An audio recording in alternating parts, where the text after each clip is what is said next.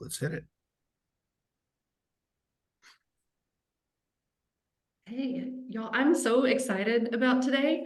Like really pumped. I think I texted Matt at like, I don't know, 6:40 this morning or something, like, I'm ready, I've got this, because some really good conversations over the past week that this is going to be so good. So, how many of you, before I jump in, know what an 8x8 marketing strategy is? Just show of hands if you know it. Okay. How many of you have ever done one? Some of you, I know Matt's done it.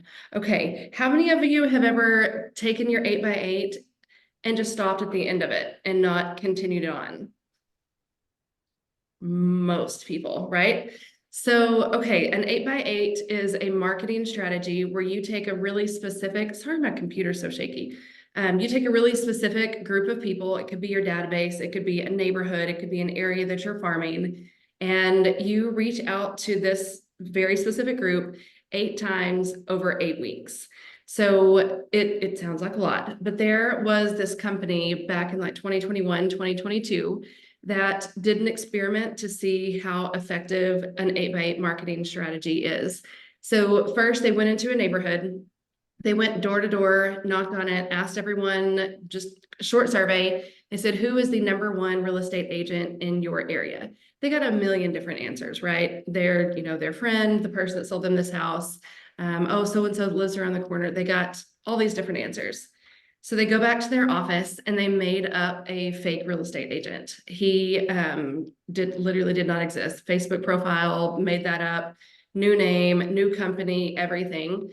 Then they did an 8x8. And the way they did theirs was just a postcard a week to the same group people every week for 8 weeks. So then they went back and they canvassed the neighborhood again, go to door, ask the same question, who's the #1 agent in your market? 79% of the people in that neighborhood after 8 weeks said it was the made up guy. They had never had a conversation with him, never done any kind of real estate from him. They just had seen him show up every week for 8 weeks. So through that, this made up real estate agent gained a lot of mind share. And that's something we talk about a lot. Like, you've got to stay top of mind to your database, but it's also a way to grow your database. So I have an agent in a coaching group that she said, I'm not from here. I've been here for about a year. I don't know anybody. I don't like doing open houses. I don't like cold calling, all these things that she didn't want to do that can help build her database. And I said, well, let's talk about an 8x8 and how that can help. So told her that story. She started out, she picked her own neighborhood.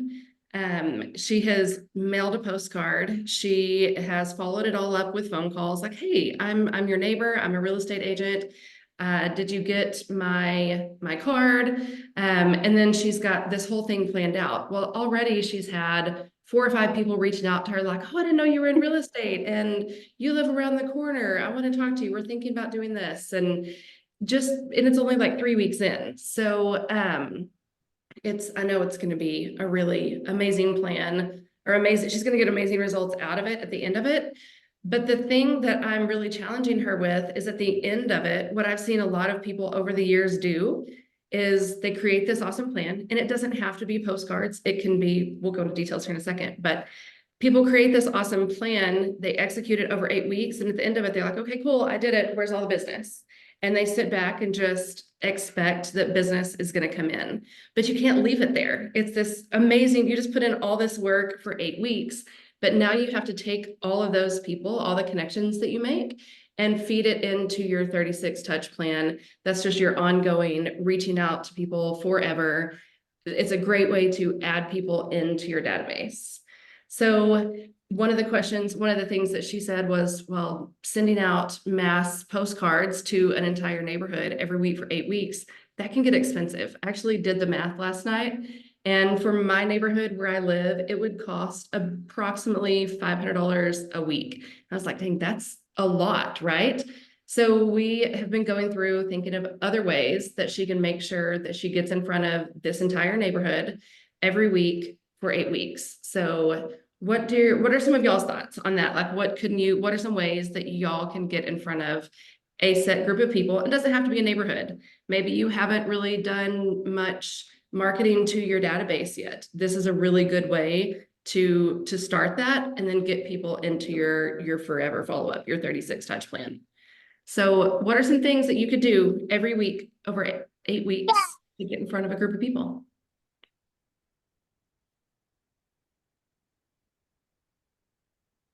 Call them, pick up the phone. Yep, cold calling. Well, not necessarily cold calling, but yes. What else?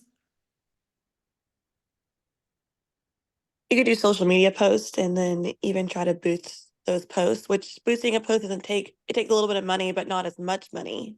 And you can target people in a Facebook ad. So you could target it to that specific neighborhood.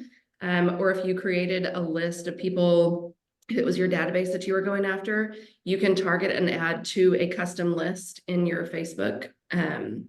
If you can group them and target an ad to them as well. What about those neighborhood message boards like Nextdoor? Yes. Or yeah, some platforms where some communities are pretty active. There's even Facebook groups, dedicated to your neighborhood. Absolutely. That's actually one of the ways that this other agent is that's one of the things that she's doing she did do a postcard, and it had a QR code to invite her to her group. And she's going to expand it so it's not just for her neighborhood, but it's her local Lubbock real estate group. So they're getting the postcard, they're scanning a QR code to join her group, and now she's got an even more captive audience than someone that she's just randomly reaching out to, right? So yeah, that's a really, really good one. About hosting like a neighborhood meet and greet or something like that, like a barbecue or something. Yes, she's going to do an end of the 8-week party, and so she's going to invite everyone. That's excellent. What about if you can't or don't want to do a mass mailing, you can also hand deliver the postcards to, I mean, yes, that's more time intensive, but it's a way to cut down on the expense, right? Door knocking, following up on everything you send out. What else? This is fun. I love this. You can sponsor like a little league team or whatever, depending on what season it's in, but put your face on the banner and show up at the games. And sorry, I'm trying to change my tire. Oh my goodness. Stuff like that. Impressive. There was an agent that I work with in Tulsa, and she created little yard signs that said "Slow Kids at Play," and then it had her branding on them. And she would put out messages that if you want one, you can have one for free. I'll just bring it over. And then So smart. the people in the neighborhood would put those out in their yard whenever, and it was, sponsored by the Woollett Group, Slow Kids at Play, the Woollett Group Real Estate, That's awesome. That's really smart because we have tons of those in our neighborhood because there's 4 bajillion kids running around everywhere. That's really smart. Years ago, I did door hangers with a magnet on the bottom. My kids and I walked through the neighborhood and just put them on the door. And that was really cheap. I got the box in bulk on Amazon and I printed them myself. And then we just went for a walk, got in my steps that day, and we put them on all the doors. My kids got to take turns doing it. They thought it was the greatest thing. But it was a way that I could still make sure I was getting to everybody in my neighborhood without me having to spend a ton of money. So, okay, so back to, you could go through and do this for 8 weeks. You've gained all this mind share. You're connecting with people. Maybe you've added them to a Facebook group. You can't let it end there. You've got to feed everybody into your 36 touch plan. And if you don't have a 36 touch plan, we can do that next week and really plan out a really good one, because that is something that everyone should be doing. If you want to keep mind share, there was a statistic I read yesterday, an NAR statistic that said sellers 76% of sellers only talk to one agent before they're going to list their house, and only 9% actually talk to 2. So that tells me that it's the people that are top of mind. It's the people that they are seeing show up in various ways all the time because they're not reaching out to anybody else. They're reaching out to the first person they think of. So there's also a statistic that says 80% of people after they close a transaction say that they will use their real estate agent, but only 12% actually do. Why do you think that is? We're not good at follow-up. Yes. Yes. People take the path of least resistance. Yep. Yes. And if you want that repeat business, which we all do, that's when it starts to get really extra fun, right? When people start calling you, oh man, you did such a great job. I want you to help me again on this real estate transaction. That's only going to happen though, if they remember that you're in real estate and they see that you're actively doing it. So what is your, if you are using a 36 touch plan, what does it look like? What are some things, and we can, again, continue the conversation to plan out a full one, but what is your follow-up system like? What is your plan around your database?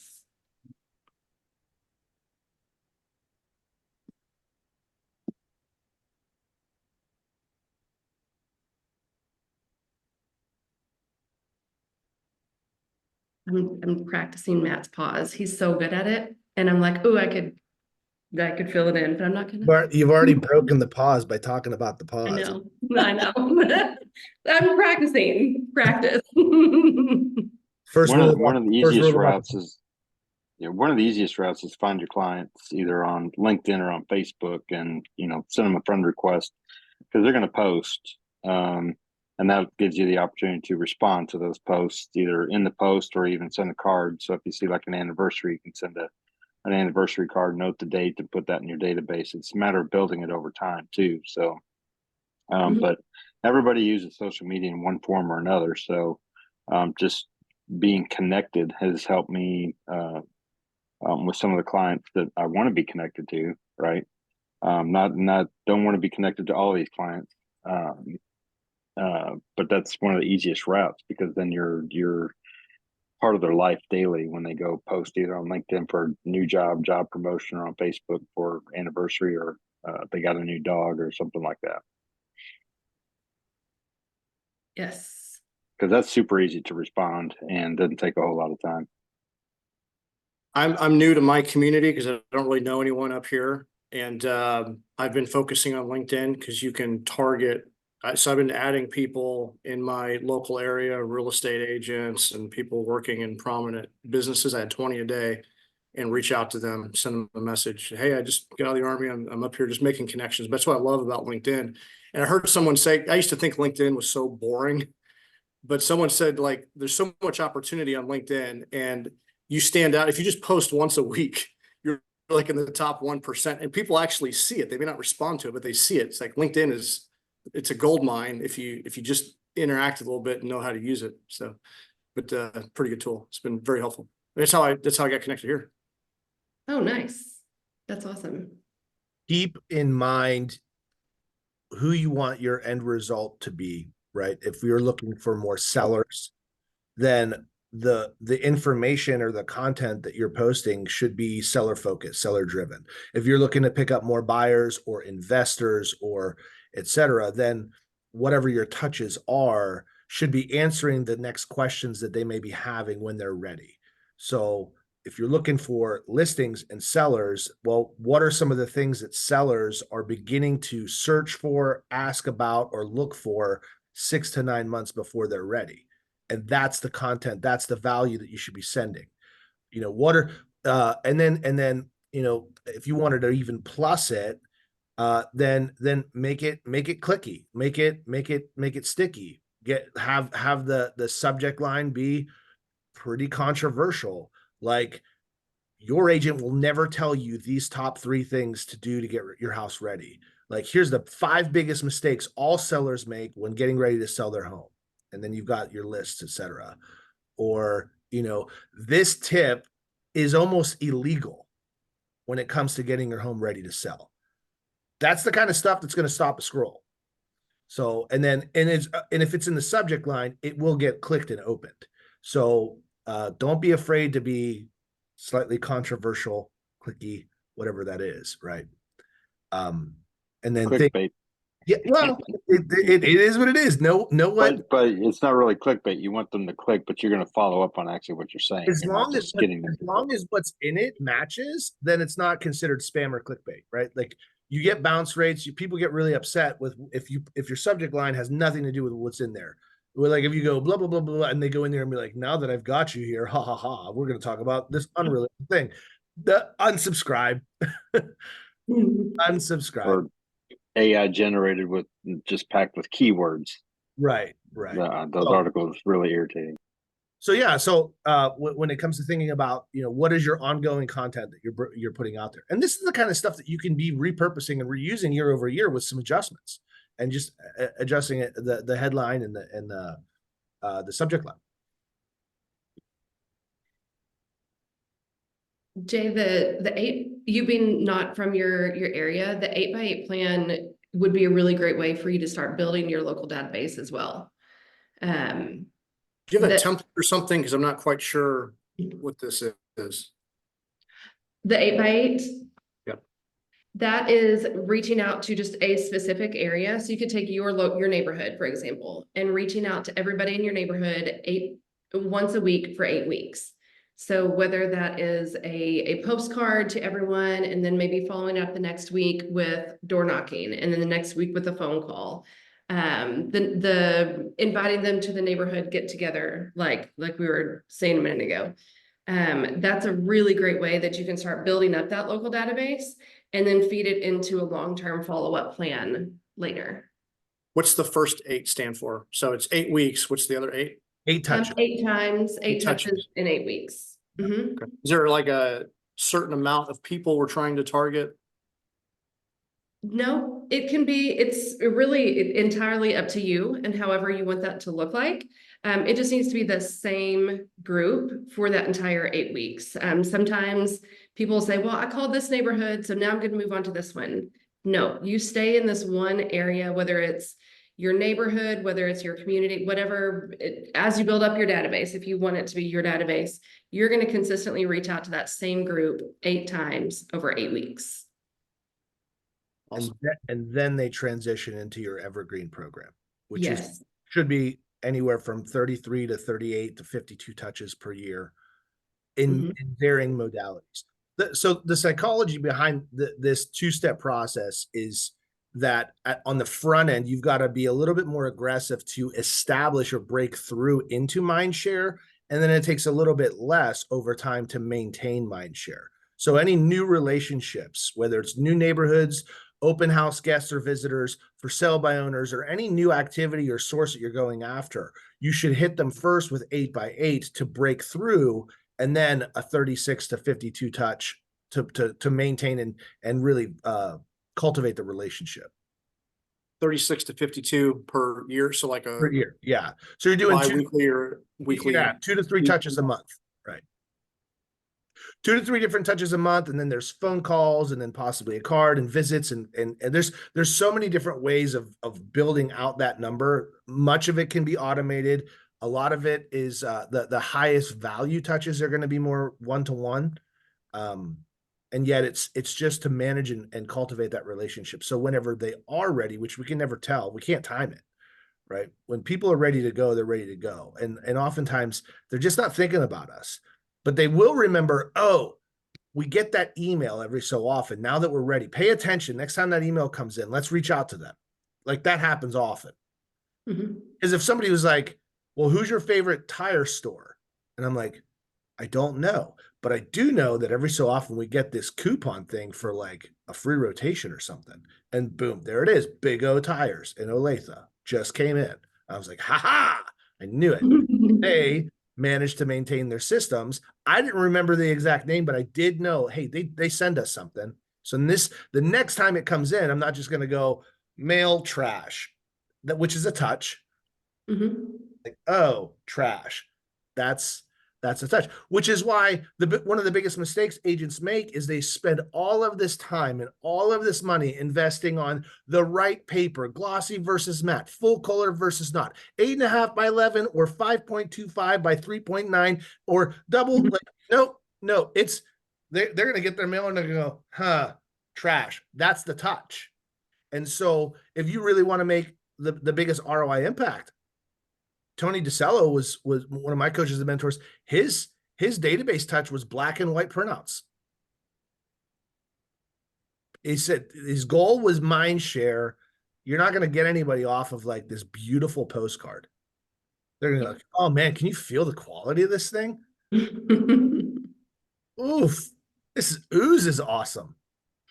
Like the scene in American Psycho over the business cards, right? Yes, Ooh. yeah. Literally what I was thinking about. Yeah, well, that's Psycho. Bill. So how many of you have a long-term follow-up plan that you put people into right now? Okay, good. Nobody raised their hands. That means next week we're going to build 36 touch plans. It's going to be amazing. Well, the reality is you all have one. It just sucks. That's a better, more direct way to do Not that. Yes. consistent. Not consistent or random. You have a long-term follow-up plan, and some of you, it's like one touch every 2 years. Yeah. But if you want to win, if you want to be the agent that they think of and not the agent that they used last time that isn't following up with them, you've got to have some kind of system that you're implementing into your business to keep that mind share over the next forever.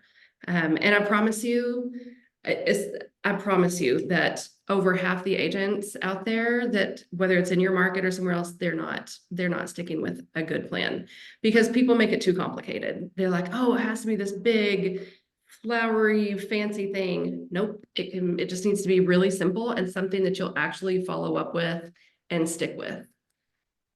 So we will plan those out next week. Word. So, okay, we've got like 3 minutes left. Who's going to do an 8x8? Who's going to sit and plan it this week and get that started? I'll do it. May not be this week though. Well, you're taking steps towards it. You can start Yes. planning it out.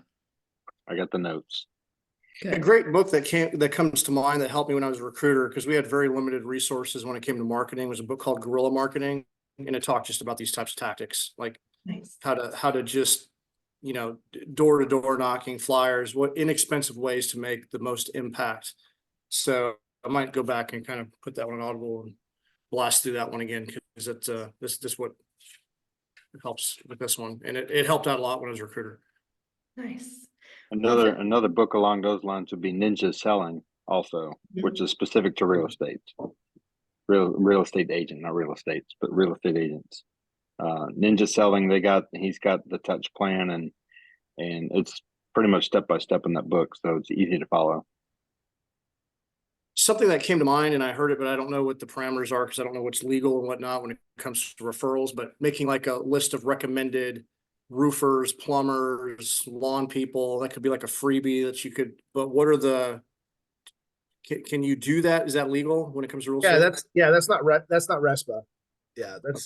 Those aren't affiliated or ancillary businesses where there's the RESPA guidelines.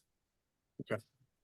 Unless you actually have an affiliation with them, or transactions are involved, then you have to have a disclaimer for that. But recommending a roofer is not illegal. And that's one of the things that I thought about this earlier. If you have contacts in Colombia, you can call them and ask them who they recommend. That was something we actually covered on one of these calls once. And that starts a good conversation. Mhm. Anything else? See, I do listen. So that'd be like, hey, I'm new in town. Who would you recommend for this? Hey, by the way, I'm a real estate agent, blah, blah, blah, just like that. Yeah. So it's hey, I'm new. I'm building out our preferred vendors list, and we're looking for world-class businesses that you've had an amazing experience with. Can you recall the last time somebody delivered world-class experience for you that I can reach out to and add to the list? Let them talk. Perfect. What made them stand out? May I use your name when I call them? By the way, when I'm finished with this, is this something you would like as well? What would be the best way to get it to you? What's your email that you actually check? Et cetera. And then, Real quick, since I'm going to be making these calls, do you have any projects or immediate needs that I can pinpoint that person for you right away? And then I can get you some referrals immediately. And then they go, well, yeah. Oh, awesome. Tell me a little bit more about what that project's about. Well, we're thinking about getting our house ready for sale. Weird. I could help with that as well. Would you like an opinion on some things that you could do to give you the most bang for your buck and things you probably shouldn't spend money on because it doesn't affect the price of your home? Happy to do it. It's what we do. It's a service we provide. No obligation. Is 2 o'clock today or 5:15 tomorrow better? So that's a script. Awesome. Okay, well, we are right at time. Y'all go plan the 8x8s because man, if it can work for the made up guy, if he can be the #1 agent after never doing anything, I promise it can work for you. So Made up, Go. maybe that's the new team we need to create is the made up realty group. we can do that. We can figure that out. Oh. The #1 agent in your neighborhood, the made up realty. This random guy. Well, thank y'all. Y'all have an amazing week and I will see y'all Friday. Awesome. Thank you, Audra. Bye. Thanks, Audra. Bye.